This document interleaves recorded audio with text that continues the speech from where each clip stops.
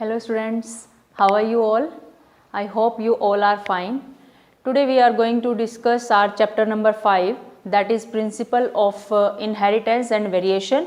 It means we are going to start genetics of the part of biology, and in this chapter we will discuss about the Mendelian genetics, and then we will discuss about some more topics of the chapter. So let's start the chapter, that is principles. You will write principles of inheritance and variation. You can see in the topic or in the title of the chapter that two words are there. One is inheritance, second one is variation.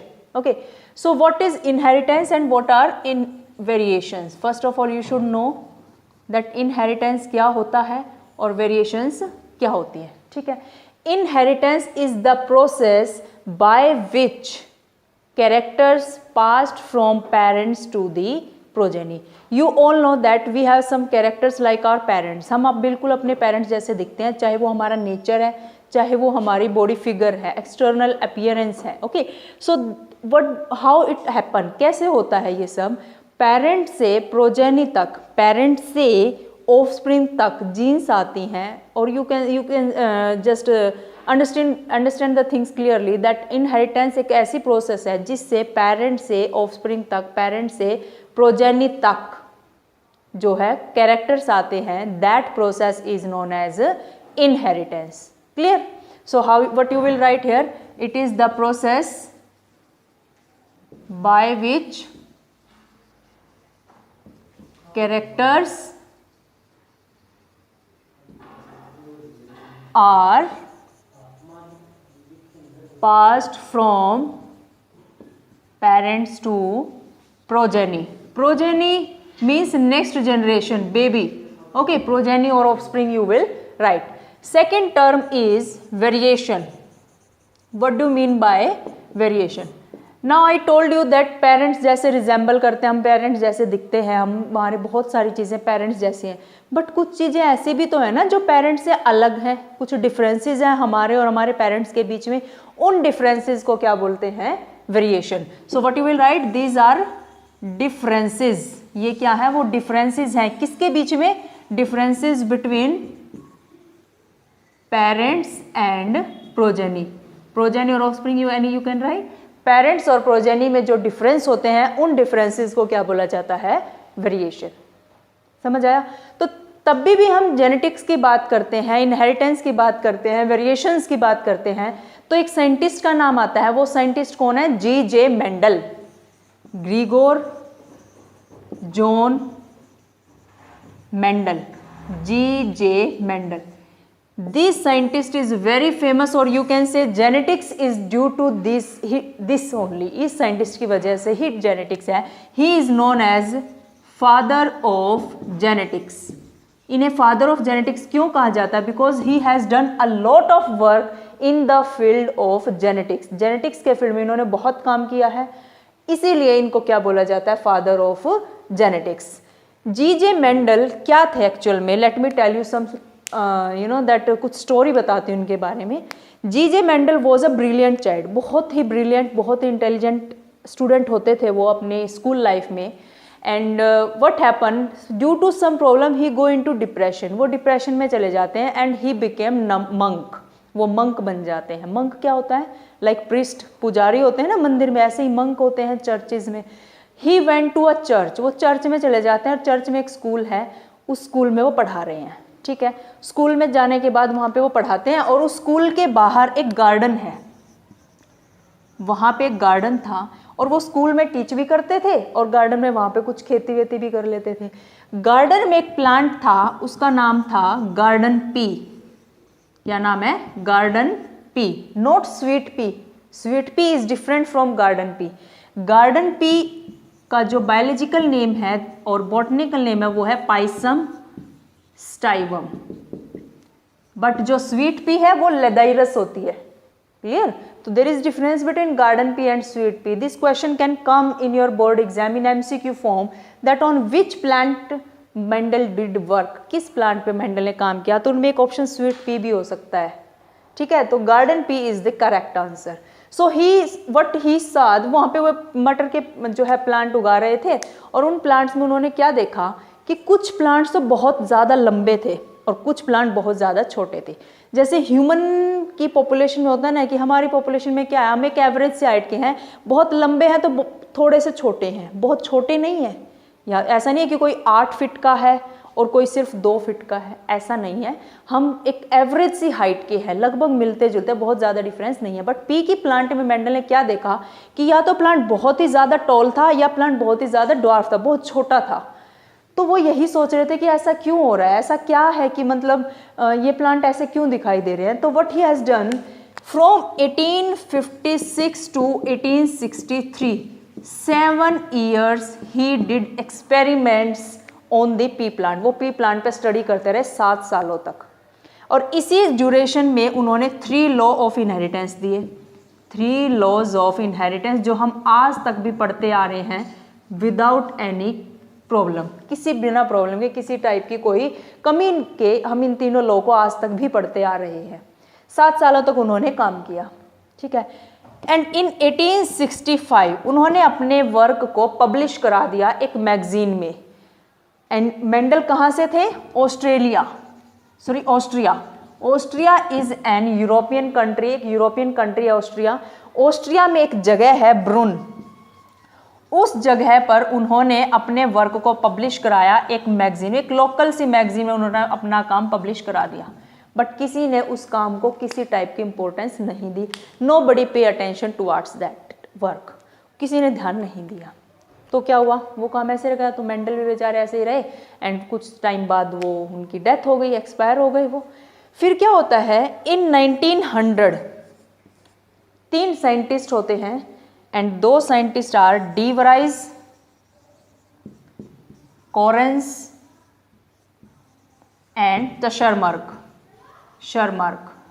These 3 scientist were doing work. अब ये तीनों scientist अलग अलग काम कर रहे थे, ठीक है। एंड जैसे जब भी साइंटिस्ट काम करते हैं तो वो बहुत सारी थ्योरीज और मैगजीन्स वगैरह पढ़ते रहते हैं। उन्होंने मेंडल के वर्क को देखा कि इसमें तो, इस काम में तो बहुत दम है, बहुत मेहनत से और बहुत अच्छा काम किया है मेंडल ने। तो उन्होंने क्या किया, they rediscovered their work, rediscovered the Mendel's work. Mendel के काम को उन्होंने फिर से रीडिस्कवर किया, रीडिस्कवरी की उस काम की, और उसको पहचान दिलाई, ठीक है, इन 1900। और उसके बाद की ये स्टोरी है, समझ आया। अब क्वेश्चन आता है which is very important question, कि उन्होंने पी प्लांट को ही सिलेक्ट क्यों किया। पी प्लांट पे उन्होंने बहुत काम किया, बहुत ज़्यादा वर्क किया, सारा ही काम मतलब उन्होंने पी प्लांट पे किया है। अब ये मेन क्वेश्चन है ना कि पी प्लांट ही क्यों, इतनी सारी वैरायटी है, बायोडाइवर्सिटी रिच है हमारा वर्ल्ड, तो उन्होंने सिर्फ पी प्लांट को ही सिलेक्ट क्यों किया। So question,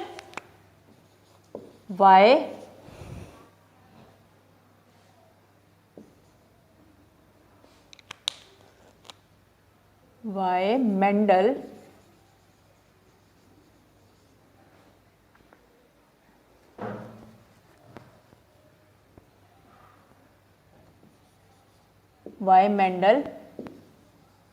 selected pea plant. Mendel ने पी प्लांट सिलेक्ट क्यों किया, this question is there, why he selected pea plant. अब pea plant is an annual plant. Pea plant कैसा प्लांट है, annual plant. Annual plant means वो जो अपने seed करता है, वो अपनी जनरेशन जो लेके आता है वो 1 साल में ले आता है, हमें बहुत ज़्यादा वेट नहीं करनी पड़ती। तो he selected pea plant because pea plant is annual plant. वो कैसा प्लांट है, एनुअल प्लांट है। ऐसा नहीं कि 5-5, 6-6 साल तक वेंडल वेट करेगा एक एक जनरेशन के लिए, no. Second reason, this plant has many contrasting traits. Contrasting means opposite. इस पी प्लांट में बहुत सारे ट्रेड्स एक दूसरे के अपोजिट थे। अपोजिट मीन्स लाइक कुछ पी प्लांट ऐसे थे जिनमें पर्पल फ्लावर आता है, कुछ पी प्लांट ऐसे थे जिसमें वाइट फ्लावर आता है, कुछ पी प्लांट बहुत टॉल थे, कुछ पी प्लांट बहुत ड्वार्फ थे। इस तरह के कैरेक्टर उसमें बहुत ज़्यादा थे। Third reason, it produce large number of seeds. Pea plant बहुत ज़्यादा सीड बनाता है, दिस इज द रीजन। इसीलिए मेंडल ने पी प्लांट को सिलेक्ट किया। अब सेकंड क्वेश्चन ये आता है, why was he so successful. Why was he so successful. तो तो ऐसा क्या किया उन्होंने कि वो बहुत ज़्यादा सक्सेसफुल हो गए? First reason, large sampling size, कि वो क्या करते थे, ऐसा नहीं था कि 2-4 प्लांट को स्टडी किया और उसी के बेस पे अपने रिजल्ट निकाल दिए। No, he took a lot of plant, a lot of sample, then he came at the conclusion, तब वो कंक्लूजन पर आते थे, इसीलिए वो इतने ज़्यादा सक्सेसफुल हुए। सो what you will right, large sample size. Clear? Second, अब बायोलॉजी में वो पढ़ रहे हैं, बायोलॉजी में वो रिसर्च कर रहे हैं और मैथ्स और स्टैटिस्टिक्स की भी नॉलेज उनको बहुत ज़्यादा थी और उस नॉलेज को उन्होंने बायोलॉजी में यूज़ किया। सो what you will write here, use knowledge of maths and statistics in biology। Biology में उन्होंने मैथ्स और स्टैटिक्स की नॉलेज को भी बहुत यूज़ किया, इसीलिए भी वो बहुत ज़्यादा सक्सेसफुल हुए। थर्ड रीज़न ये था, meticulous record of data, meticulous record of data. Now what do you mean by meticulous record?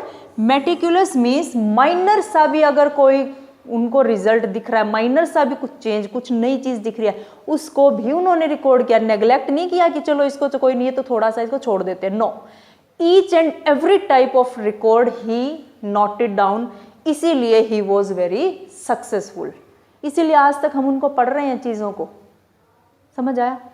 अब थर्ड थिंग ये आती है कि सक्सेसफुल तो हो गए, मान लिया, बट इतने सालों तक उनकी डिस्कवरी ऐसे छुपी क्यों रही? वो फैली क्यों नहीं, स्प्रेड क्यों नहीं हुई, क्यों नहीं जानी गई? सो what you will right the question that why Mendel's work not came into light earlier? You can make any form of question कि वो पहले क्यों नहीं उसके बारे में पता चला। सबसे पहली बात तो पुराने टाइम पे आज की तरह Instagram, Facebook, WhatsApp, social media इतनी ज़्यादा नहीं थी, कम्युनिकेशन नहीं था। तो कम्युनिकेशन नहीं था तो हम कैसे मेंडल के वर्क को दूसरी जगह पर पहुंचाएं? ठीक है ना, तो communication was not good at that time. Second reason ये रहा कि जो उन्होंने आइडिया दिया था मैथ्स और स्टैटिस्टिक्स को बायो में यूज़ करने का, उस आइडिया को लोग एक्सेप्ट नहीं कर रहे थे। दे वर नॉट एक्सेप्टिंग कि how is it possible, maths bio में कैसे आ जाएगा। ठीक है, तीसरी चीज़ उन्होंने ये बताई कि एक फैक्टर उन्होंने टर्म दी थी, जीन एक टर्म दी थी। जीन तो चलो बाद में नाम आया, फैक्टर्स के बारे में बताया था कि कुछ फैक्टर्स होते हैं जो पेरेंट्स से कैरेक्टर को ऑफस्प्रिंग तक लेकर आते हैं, बट उनका कोई फिजिकल प्रूफ वो नहीं दे पाए थे, इसीलिए भी उनका काम जो है बहुत जल्दी पहचाना नहीं गया। So what you will write, first reason that communication was not good, communication was not good at that time। उस टाइम पे कम्युनिकेशन बहुत अच्छी नहीं थी। Clear? Second reason, his idea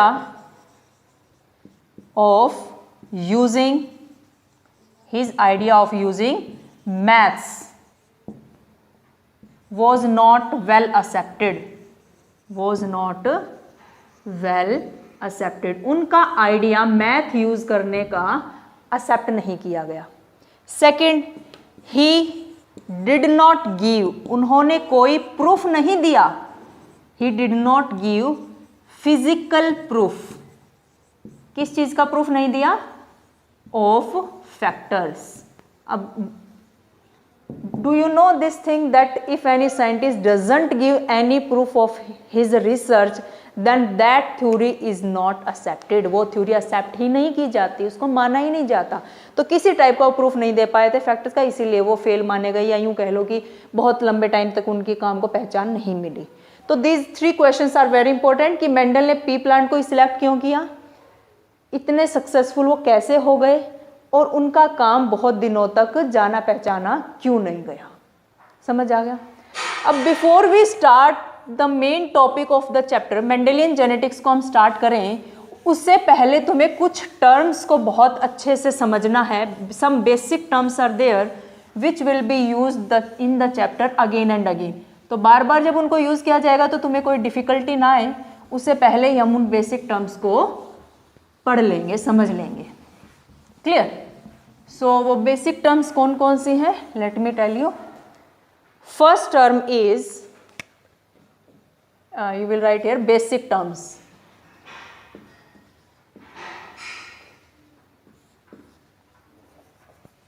First term is homologous chromosome. Homologous chromosome. Chromosome तो you know very well. Chromosome सबको पता है कि these are thread-like structures and which are present in nucleus, carry characters. So homologous chromosome क्या होते हैं कि सब this thing also you know कि one chromosome come from male parent, one chromosome from female parent and then pair of chromosome are there. Means कभी भी कोई chromosome अकेला नहीं होता है। मान लो मैं बात कर रही हूँ कि 10th क्रोमोसोम, तो 10th क्रोमोसोम का मतलब है ना कि एक क्रोमोसोम होगा। 10th chromosome means pair of chromosomes are there. If I am saying कि सेकंड क्रोमोसोम, मैं सेकंड क्रोमोसोम की बात कर रही हूँ तो पेयर ऑफ क्रोमोसोम की बात कर रही हूँ। क्रोमोसोम नेवर रिमेन अलोन, वो कभी अकेले नहीं होते हैं, बिकॉज एक मेल से फीमेल से आया, एक मेल से आया, दोनों जब कंबाइन होते हैं तो पेयर ऑफ क्रोमोसोम बनता है। Suppose this is chromosome 1 and now this is chromosome 2। ये दो क्रोमोसोम है, ठीक है। इस क्रोमोसोम पे यहाँ पर कोई जीन है and this gene is suppose for hair colour, ये जीन हेयर कलर के लिए है। और यहाँ पे भी कोई जीन है, ये जीन भी हेयर कलर के लिए है, ये जीन भी किसके लिए है, हेयर कलर के लिए, ठीक है। When two chromosomes are there and they carry same gene for same character at same position, समझ रहे हो कि सेम पोजीशन पर अगर दो क्रोमोसोम में सेम पोजीशन पर कोई जीन सेम कैरेक्टर को कोड कर रही है तो उन क्रोमोसोम को क्या बोला जाता है, homologous chromosome. Homo means same, logous word locus के लिए यूज हुआ है पोजीशन के लिए, कि सेम पोजीशन पर अगर कोई सेम जीन प्रेजेंट है, वो सेम कैरेक्टर को कोड कर रही है, तो उन दोनों पेयर ऑफ क्रोमोसोम को क्या बोला जाता है, होमोलोगस क्रोमोसोम। यहीं से एक टर्म आती है that is locus. Locus means position, it is position on chromosome. Chromosome पे जो पोजीशन होती है उसको क्या बोला जाता है, locus. It means you will say that if a gene present at same locus in two chromosome, then these two chromosome will be known as homologous chromosome. Second term जो आती है that is gene. जीन क्या है, Mendel ने तो gene को क्या बोला था, फैक्टर्स बोला था, उसके बाद टर्म दी गई है जीन। तो what is gene, gene it is the segment of DNA, it is the segment of DNA which can make complete RNA, which can make complete RNA and then protein, gene एक DNA का segment है, DNA का एक छोटा सा हिस्सा है जो कंप्लीट आरएनए बना सकता है और फिर प्रोटीन बना सकता है। And you know very well gene control characters, gene क्या करती है, कैरेक्टर कंट्रोल्स करती है। या यू कैन से जीन से फाइनली प्रोटीन बना है तो protein control characters, both things are same. Now two words are there, one is character, second is trait. अब इनमें क्या डिफरेंस है पहले इनको जान लें तभी आगे हम पढ़ेंगे। कैरेक्टर है एक और एक है ट्रेट। देखो मैं तुम्हें बोल रही हूं आई कलर, आई का कलर, तो आई कलर इज अ कैरेक्टर, ये एक कैरेक्टर है। अब आई कलर किसी का ब्लैक होता है, किसी का ब्राउन होता है और किसी की ब्लू आइज है। ये तीनों चीजें क्या हैं, these are traits. Means one character है मैनी ट्रेट्स, मे बी 2, 3, 4 कितने भी ट्रेट्स हो सकते हैं। तो एक कैरेक्टर में कई ट्रेट्स होते हैं। आई कलर एक कैरेक्टर है और ये इसमें क्या है, ट्रेट्स है। समझ आ गया। तो कैरेक्टर और ट्रेट का जो है डिफरेंस तुम्हें समझ आ गया। जीन पता चल गई कि जीन क्या होती है, सेगमेंट होती है डीएनए का, एक पीस होती है डीएनए का जो कंप्लीट आरएनए बनाने की कैपेसिटी रखती है और फिर प्रोटीन बनाने की कैपेसिटी रखती है। सपोज मैंने यहाँ पे बोला ये एक जीन है जो हेयर कलर को बताती है, ठीक है। नाउ नेक्स्ट टर्म जो हमने पढ़नी है वो है अलील।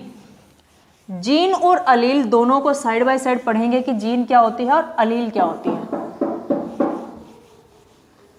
Gene and allele. So you will write here third gene allele. Now see, हमारे पास एक क्रोमोसोम है, ये एक क्रोमोसोम है ये, ठीक है। इस क्रोमोसोम पर एक जीन है और इस पर भी एक जीन है। ये जो जीन है ये टी है जो कोड कर रही है टॉल हाइट के लिए, ठीक है। यहां पर भी एक जीन है टी, ये भी किसके लिए कोड कर रही है, टॉल हाइट के लिए, ठीक है। ये क्या बन गया, टी टी, टॉल हाइट को कोड कर रही है। ये जो जीन है, ये जो जीन है ये एक नॉर्मल जीन है और नॉर्मल प्रोटीन बनाएगी। नॉर्मल जीन है, नॉर्मल प्रोटीन बनाएगी, इसलिए प्लांट कैसा हो जाएगा, टॉल हो जाएगा। कैसा हो जाएगा, टॉल हो जाएगा। समझ आया। ये तो हुआ फर्स्ट केस, ठीक है। अब सेकंड केस है। यहाँ पे क्या होता है कि यहाँ पे फिर से क्रोमोसोम पेयर है, होमोलोगस क्रोमोसोम का पेयर है। यहाँ पे जीन है और इसमें भी यहाँ पे जीन है। This gene is T, this gene is small T. ये तो एक नॉर्मल जीन है, नॉर्मल प्रोटीन बनाएगी। Normal gene will make normal protein and plant will become tall. इसके अकॉर्डिंग प्लांट कैसा हो जाएगा, टॉल हो जाएगा। बट यहाँ पे क्या हुआ, ये जीन फॉल्टी जीन बन गई। इसमें किसी वजह से कोई फॉल्ट आ गया, कोई डीएनए कॉपी हो रही थी तो डीएनए कॉपी होने में इनएक्यूरेसी हो गई and this gene become faulty. तो ये तो टॉल बनाएगी नहीं, फॉल्ट आ गया इसमें, बट ये टॉल बना रही है। तो फाइनली क्या होता है, यहाँ से टी टी बन जाता है और यहाँ से कैपिटल टी था, यहाँ पे बन गया टी टी। बट क्या होता है कि प्लांट में इसका कोई इफेक्ट ही नहीं पड़ता और ये प्लांट कैसा हो जाता है, टॉल ही बन जाता है, बेशक से फॉल्टी जीन थी। अब तीसरा केस आता है। यहाँ पे फिर से दो क्रोमोसोम है, होमोलोगस क्रोमोसोम। यहाँ पे जीन है और यहाँ पे भी जीन है, ठीक है। ये स्मॉल टी को और ये भी स्मॉल टी को, मीन्स दोनों ही फॉल्टी जीन हो जाती हैं। कैसे हो जाती हैं, फॉल्टी जीन, दोनों में ही फॉल्ट आ गया। अब दोनों में फॉल्ट है तो कोई भी टॉल के लिए कोड नहीं करेगी, नॉर्मल प्रोटीन नहीं बनाएगी, दोनों फॉल्टी हैं। तो इस केस में क्या होता है, प्लांट कैसा रह जाता है, dwarf. It doesn't become tall, plant छोटा रह जाता है, ड्वार्फ रह जाता है। तो मैं क्या बता रही हूँ, तुम्हें क्या बताने की कोशिश कर रही हूँ, ये एक जीन है, जीन है कैपिटल टी, ठीक है। लेकिन इस कैपिटल टी के साथ स्मॉल टी भी आ सकता है। तो ये जो अल्टरनेट फॉर्म है जीन की, वेरिएबल फॉर्म है कि जीन थोड़ी चेंज हो गई है, स्मॉल टी बन गया है, अल्टरनेट फॉर्म हो गई है जीन की, इस अल्टरनेट फॉर्म को क्या बोलते हैं, allele. Alternate form of gene या variable form of gene, alternate और variable form of a gene is called allele, which can code for same trait or different trait. समझ आ गया? Is there any doubt? I hope everything is clear from here. Gene और allele का difference तुम्हें पता चल गया है, ठीक है। अब देखो, यहाँ पे टॉल प्लांट है, यहाँ पे भी टॉल है, यहाँ पे ड्वार्फ प्लांट है। जब दोनों ही लेटर सेम हैं, दोनों ही जीन सेम हैं, तो ऐसी कंडीशन को बोला जाता है होमोजाइगस कंडीशन। कैसी कंडीशन, होमो मीन्स सेम, कैसी कंडीशन है ये, homozygous condition. When one character is different and one letter is different then this condition is known as heterozygous condition. ये नेक्स्ट टर्म थी जो हमने करनी थी, यहीं से समझ आ गई तुम्हें। This is homozygous when both letter are same and this is heterozygous when both letters are different. समझ आया? Next thing, dominant and recessive. Dominant word से ही पता चल रहा है जो किसी दूसरे को डोमिनेट करेगा, उसके ऊपर अपना हक जताएगा, उसको प्रेस दबाने की कोशिश करेगा, ठीक है। तो यू नो वेरी वेल कि यहाँ से टॉल बना, दोनों टी टी थे तो टॉल प्लांट बन गया। यहाँ पे एक कैपिटल था एक स्मॉल था, फिर भी टॉल प्लांट बन गया। इसका मतलब जो ये कैपिटल टी है ये स्मॉल टी को एक्सप्रेस कर रहा है, दबा रहा है, उसको अपने आप को एक्सप्रेस नहीं करने दे रहा है, तो ये हो जाएगा डोमिनेंट। ये कौन सी जीन हो गई? डोमिनेंट जीन हो गई या डोमिनेंट कैरेक्टर हो गया, विच एक्सप्रेस इटसेल्फ। क्या लिखोगे इसकी डेफिनेशन? एक्सप्रेस इटसेल्फ, जो अपने आप को एक्सप्रेस करे, कब? In presence of other, in presence of other, किसी दूसरे की प्रेजेंस में अपने आप को बताए कि मैं हूं, दैट इज डोमिनेंट जीन या डोमिनेंट ट्रेट, डोमिनेंट कैरेक्टर। अब जो ये एक्सप्रेस हो गया है, बेचारा अपने आप को नहीं बता पाया है, वो हो जाएगा रिसेसिव जीन या recessive trait, recessive character, which can't express itself in presence of another gene. वो कब एक्सप्रेस करेगा अपने आप को? ये किया ना, जब सेम आइडेंटिकल उसी जैसी कोई जीन होगी, उसी जैसी एलील होगी, तभी वो अपने आप को एक्सप्रेस करेगा, देन ये रिसेसिव कैरेक्टर है। ठीक है, तो यहां से टॉल, ये भी टॉल, और ये वाला क्या बन गया? ड्वार्फ। समझ आया? Any doubt? अच्छा यहाँ पे जो है कैपिटल टी है तब टॉल है, यहाँ कैपिटल टी स्मॉल टी है तब भी टॉल है, तो ये क्या है ये सब? Late me tell you one thing, मैं ये वाला रफ करके बताती हूँ तुम्हें।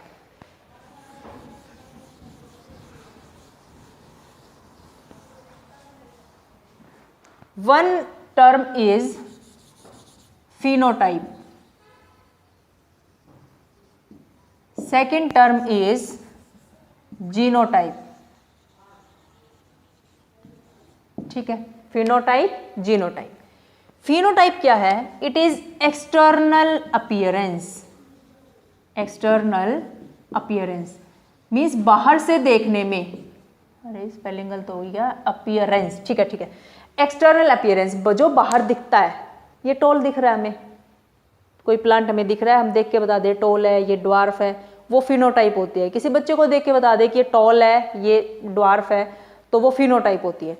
जीनोटाइप क्या होती है? It is genetic makeup of the plant, genetic makeup of plant या कोई भी, just you can right genetic makeup of an organism. किसी भी ऑर्गेनिज्म के जेनेटिक मेकअप को क्या बोलते हैं? जीनोटाइप। मीन्स दो प्लांट है हमारे पास, दोनों ही टॉल है, देखने से कैसे लग रहे हैं? टॉल, तो उनकी फिनोटाइप क्या हो जाएगी? टॉल। बट जब उनकी जीनोटाइप स्टडी की जाएगी तब कैसे पता चलेगा कि कौन ये होमोजाइगस टॉल है कि हेटेरोजाइगस टॉल है? तो जब हम उनकी जीनोटाइप स्टडी करेंगे, जेनेटिक मेकअप को स्टडी करेंगे, तो एक तो कैपिटल टी आया और एक आया कैपिटल टी स्मॉल टी आया। तो ये जो दो चीजें हैं इनको हम क्या बोलते हैं? Genotype, genetic makeup. और बाहर से देखने में दोनों टॉल लग रहे हैं, बाहर से जो दिखता है वो क्या है? फिनोटाइप। समझ आया? So this was all about the basic terms जो तुम्हें पता होनी चाहिए। उसके बाद हम बात करते हैं आगे मेंडल की। फिर से पी प्लांट पे आ जाते हैं हम। पी प्लांट के बारे में बात करेंगे कि मेंडल ने पी प्लांट को देखा, बहुत सारे ऐसे कैरेक्टर देखे पी प्लांट में जो एक दूसरे के बिल्कुल अपोजिट थे। कुछ पी प्लांट में कैसे फ्लावर हैं, कुछ पी प्लांट में कैसे हैं। तो मेंडल ने कुछ कैरेक्टर्स को, 7 कैरेक्टर्स को सिलेक्ट कर लिया था कि मुझे इन्हीं पे काम करना है। तो अब हम बात करेंगे contrasting traits of P plant. Pea plant के कौन कौन से कॉन्ट्रास्टिंग ट्रेट्स के बारे में मेंडल ने बात की है। सबसे पहले हम बात करेंगे प्लांट हाइट की, देन प्लांट फ्लावर। फ्लावर में दो चीजें, फ्लावर की पोजीशन, फ्लावर का कलर। फिर बात करेंगे प्लांट सीड। सीड में भी दो चीजें, सीड की शेप और सीड का कलर। फिर बात करेंगे प्लांट फ्रूट। फ्रूट में भी दो चीजें, फ्रूट की शेप और फ्रूट का कलर। अब इन सभी कैरेक्टर्स में हमने दो चीजें देखनी है, एक तो डोमिनेंट ट्रेट कौन सा है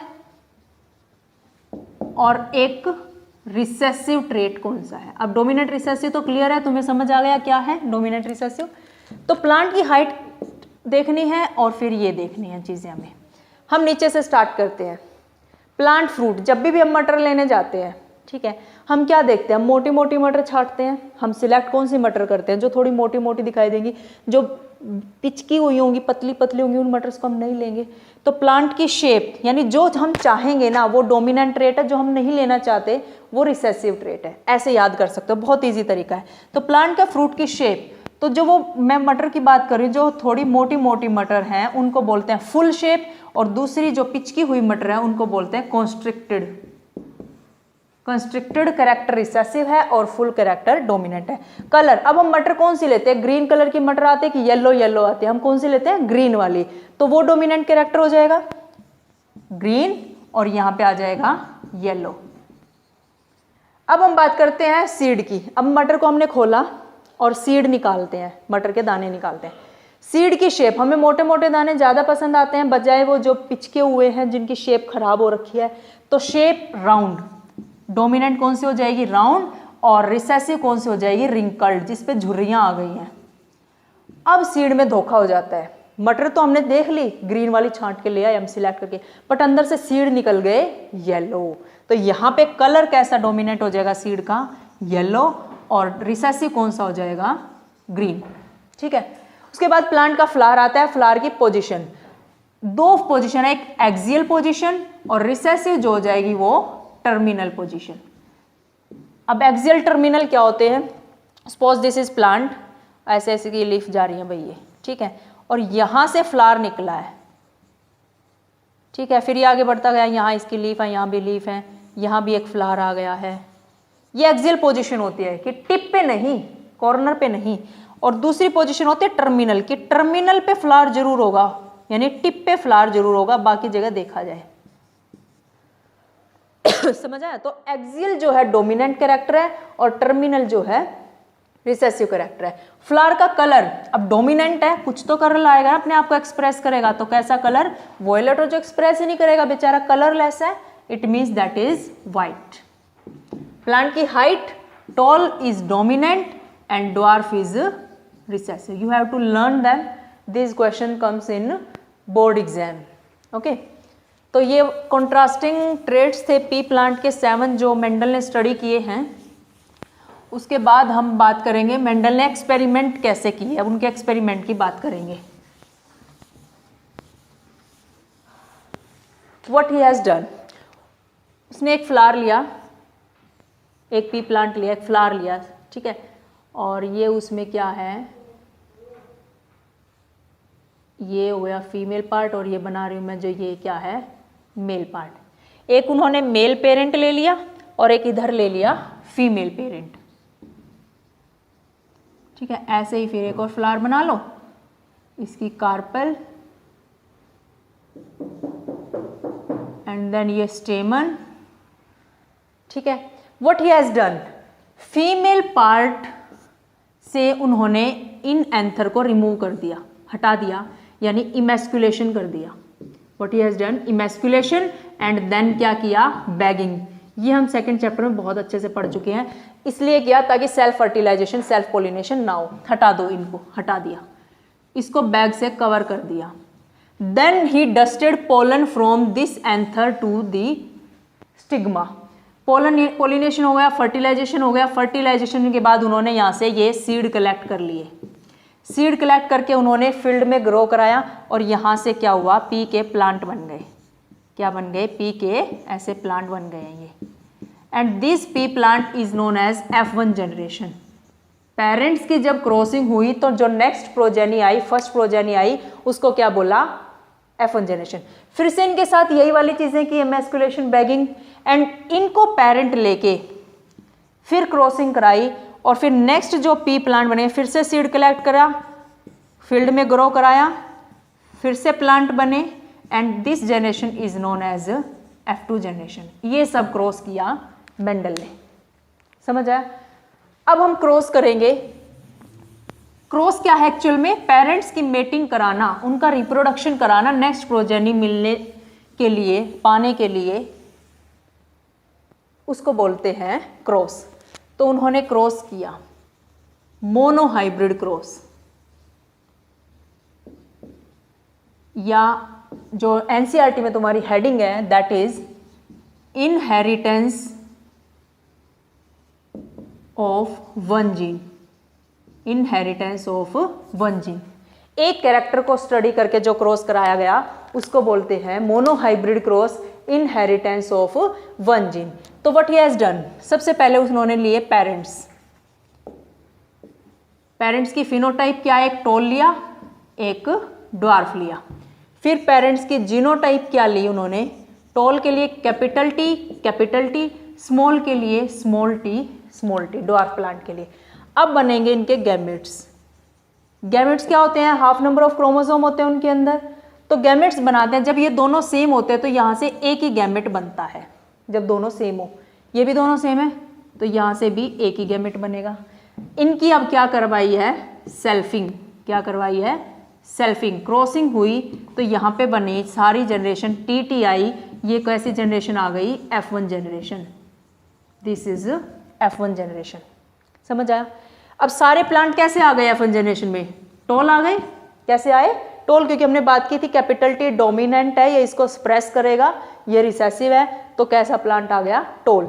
अब उन्होंने F1 जनरेशन से फिर से सेल्फिंग कराई इनकी पेरेंट को, इनको पेरेंट लेके, और यहाँ से गैमेट बना कैपिटल T, यहाँ से बना स्मॉल t, फिर बना कैपिटल T और फिर बना इधर भी small t। Now Mendel gate confused. Mendel अब कंफ्यूज हो गए कि गैमेट तो बहुत सारे बन गए, अब क्या किया जाए।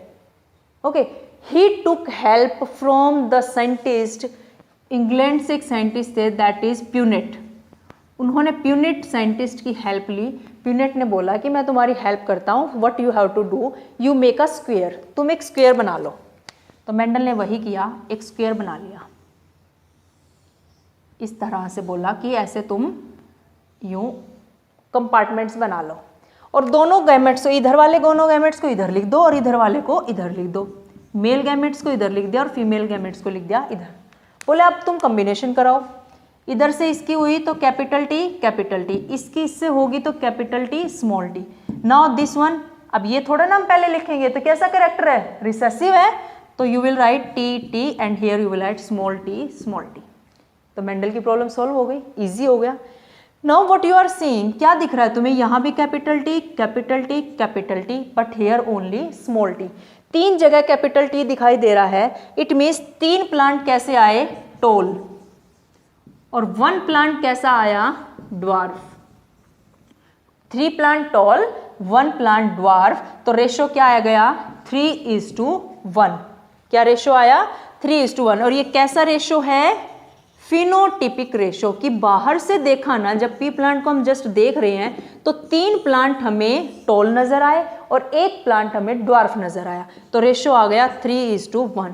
बट जब मेंडल ने जेनेटिक स्टडी की, जेनेटिक मेकअप को स्टडी किया, तो जीनोटिपिक रेशो कुछ अलग आया। हालांकि मेंडल ने ये उस टाइम पे नहीं दिया था, ये बाद में आया रेशो। जीनोटिपिक रेशो क्या आया, कैपिटल T, स्मॉल t। तो 1 है कैपिटल T, 2 है ये और 1 है ये, तो क्या रेशो आ गया, 1:2:1। So this type of question comes in NEET exam कि what was the phenotypic ratio in monohybrid cross, what is the genotypic ratio in monohybrid cross। So दोनों ही रेशो तुम्हें याद रखने हैं। आई होप टेस्ट ये monohybrid cross या inheritance of one gene समझ आ गया। अब तुम्हें इस टॉपिक से डर नहीं लगेगा कि इनहेरिटेंस ऑफ वन जीन क्या है, कैसे किया जाए। I try to make this topic easy, but you have to do hard work to learn this। थोड़ी मेहनत करोगे तो समझ आ जाएगा, कोशिश करोगे समझने की। अब एक लास्ट टॉपिक आज का, छोटा सा टॉपिक। मेंडल ने एक फॉर्मूला और दे दिया, एक फॉर्मूला दिया मेंडल ने, फॉर्मूला बाय मेंडल। उन्होंने बोला हाफ गैमेट तुम्हारे बने capital T plus half gamete बने स्मॉल t। ठीक है, ये बन गया A + B और इसका स्क्वायर। तो A² 1/4 capital T, B² 1/4 small t plus 2AB, तो 1/2 capital T small t। A + B का होल स्क्वायर क्या बनेगा, ये A² + B² + 2AB। तो NCERT में एज इट इज फॉर्मूला दिया है, तो बहुत बच्चे देख के डर जाते हैं, पता नहीं क्या इक्वेशन आ गई। तो ये क्या है, हाफ गैमेट बने थे हमारे कैपिटल T, हाफ गैमेट बने थे small t, a plus B का स्क्वायर किया तो a स्क्वायर 1/4 2 t आ जाएंगे, फिर b स्क्वायर 1/4 2 स्मॉल t आ जाएंगे, फिर 2ab 1/2 इंटू t। तो हमारे पास जो 3:1 रेशो आया था उसमें 75% और 25% की जो है रेशो थी। So today we have completed about inheritance of one gene. Monohybrid cross हमने खत्म कर लिया, कुछ बेसिक टर्म्स की बात की।